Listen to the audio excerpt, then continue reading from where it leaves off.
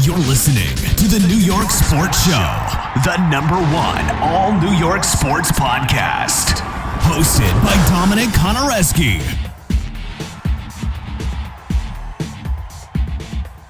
Hello and welcome to the New York Sports Show. I'm Dominic Konareski.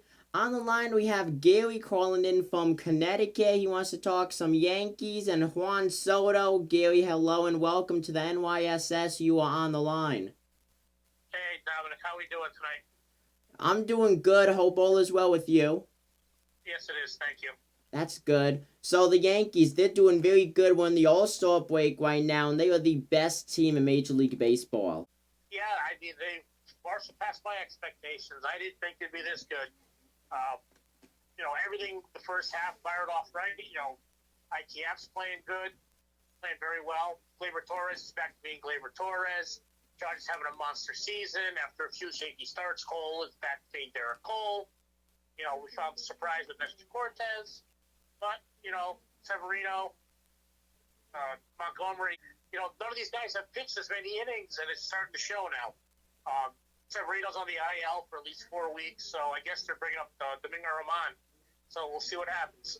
Yeah, Luis Severino, he's on the IL for a while, and he cannot throw at all for the next 2 weeks. So he is shut down completely for a while. And so the Yankees are bringing up Domingo Roman, and there's talks about the Yankees trading for Red starting pitcher Luis Castillo.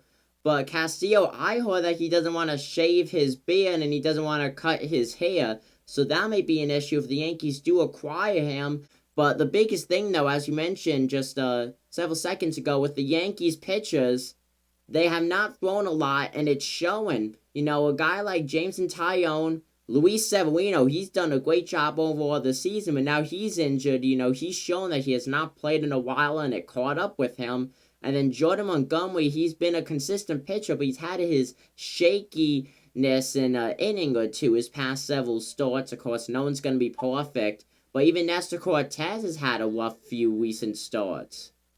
Actually, Cortez's last few starts, they've been fine. It's what you expect from your number 4 starter. It's what he's supposed to be.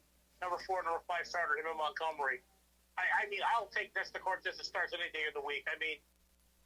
He had 2 rough ones in a row, and then he bounced back, What we saw at the beginning of the year, is that Nestor Cortez? Probably not. What he is now, he's a crafty pitcher who makes the ball move all over the place, throws different arm angles. He is what he is. If they time him up that night, it's going to get back. Montgomery, he's very consistent. Out of all of these, pitched the most in the last 4 years. So we'll see what happens. We'll just see what happens with these guys. I think Montgomery will be fine. Yeah, I gotta say, we're using a lot of our starting pitchers, and we've had a bullpen issue for about, I would say, a week now. Of course, Juan Mornacchio, he got injured. He's doing rehab stints right now in the minors. But when he comes back, is there really going to be a space for him? Because now you have Jonathan Loaiza come back. Domingo Roman, he's taking over Luis Severino's spot because there's an injury. But then you also have Aroldis Chapman back. About the Yankees' biggest move they made a couple weeks ago. Put a smile on your face, at least. Yeah, the Yankees got back Tyler Wade, who's a utility player. Overall, he's not going to see that much time in the majors this season unless something big happens. At least not this season with the Yankees. He was a regular everyday player for the first few months of the season with the LA Angels. He started the season, I think, for the first month, he was batting above 350 for that entire month. And then he just regressed heavily, barely batting below 200, so he got DFA'd and the Yankees picked him up. I'm happy to have Tyler Wade back, but there's just no room for him, sadly. Well, remember we talked about this last year with him? Yes. The more you see him, the less you're going to want to see him. Yes, I agree with that. That's how Tyler Wade is. He has those short bursts where he plays like a great player. But overall, this is a guy who's always going to be essentially a career minor leaguer who's going to balance between the majors and minors. Nevertheless, there's always going to be a team that needs and wants Tyler Wade because he's a utility guy and he's extremely fast. He's there for one purpose and one purpose only. If the Yankees get in the playoffs, they don't need 8 million pitchers. They have him on the roster to steal a base. 100%. Tyler Wade will become a factor when the Yankees are in the playoffs. And speaking of the playoffs, Joey Gallo. Right now, he's not hard in the Yankees. Yankees are the best team in baseball right now over the All-Star break. They have a record of 64 wins and 28 losses. Their lead over the second-place Tampa Bay Rays is 13 games. Joey Gallo isn't doing anything right now to help the Yankees, but he's also not making the Yankees worse. But come playoff time, I don't even think Joey Gallo will be on the Yankees when they are in the playoffs, but let's say he is, he's going to damage them. 100% he's going to damage them. I think he's going to be on the Yankees in 2 more weeks. I think if they don't trade him at the deadline, they're going to DFA him. Well, I think the biggest thing is, so when you look at Joey Gallo's splits, he has splits of 164, 288, and 342 through 75 games and 209 at-bats. He's not DFA worthy yet. The Yankees could still trade Joey Gallo off for cash considerations and a few minor league prospects, because there will be teams that look at his stats from the Texas Rangers. Honestly, just it cut the cord. It didn't work. It's not going to cost the Yankees that much more money. Get rid of him. Bring up anybody. Hell, put Tyler Wade back on the team. I don't care. I don't want to see Gallo anymore. I feel like the Yankees could get a solid relief pitcher back. I think the Yankees could trade Aroldis Chapman, because nevertheless, he's still an elite player. He's just in a slump right now, a very bad slump. But theoretically, Yankees could trade Aroldis Chapman for left-handed Miami Marlins relief pitcher Steven Okert, who through 38 games and 31 and 2/3 innings pitched, he has a 2.27 ERA, and he's undefeated 5-0 in the win-loss column. Stop. First of all, they're not Marlins. They're not going to trade with the Yankees. Second, they don't want the Marlins. Don't want it. It makes too much money. They're not going to. Marlins don't do things like that. They want young players. Because then they, why would you trade one of your good pitchers for a piece of garbage pitchers and leave at the end of the year? Well, the Marlins aren't contending for anything. Actually, they're not. But they still don't. That's even worse. Why would they want Chapman? That's just throwing a player away. This is what they would want. If you want to do it with the Marlins, you're going to have to give up on 2 prospects. Mid-level prospects for that guy. Because they don't want, the way the Marlins do things, they don't want people like Chapman. Because they're not going to have to finish paying out his I think he sold $5 or $6 more million for the rest of the year. Then he's gone. It doesn't do the Marlins any good. It makes no sense for the Marlins.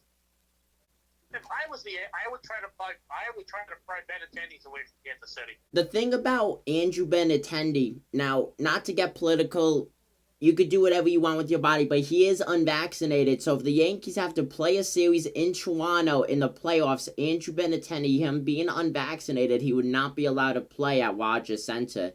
That's the biggest thing. Oh, that's 3 games. Maybe even 2.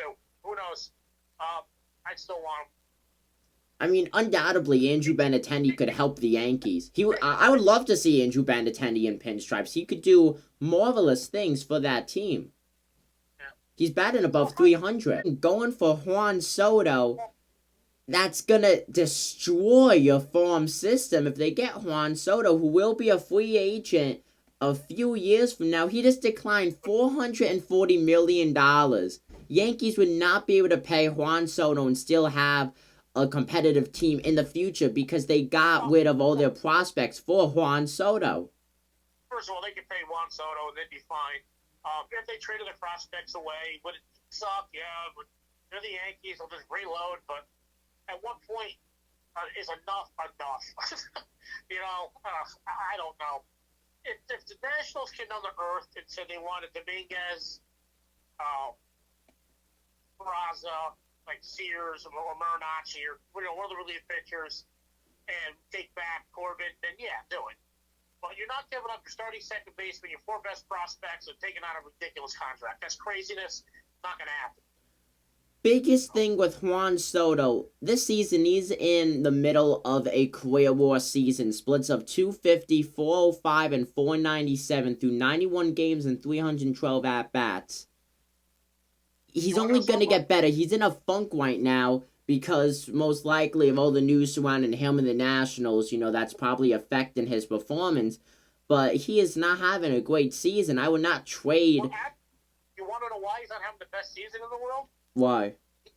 He strikes thrown to him out of anybody in the major leagues right now because there's nobody to back him up. There's nobody hitting behind him. So you don't have to pitch to him. He sees less strikes per bat at bats than any player in the major leagues right now. That I agree with. Juan Soto leads the majors right now with 79 walks. Last season he had 145 walks. That also led the majors. Yeah, because nobody wants. They're not pitching to him. He comes. You stick him in between Stanton, Judge, freaking Rizzo. They're gonna have to pitch to him. It's gonna be, that short porch out there is gonna see a lot of balls hit out there from him. But once again, we need somebody to pitch every 5 days. A lot of moves I feel like will be made by the New York Yankees and Brian Cashman before the trade deadline. Gary, thank you for coming on to talk some New York Yankees baseball. Oh, you're welcome. Anytime, Tom. You know that. I love talking to Yankees.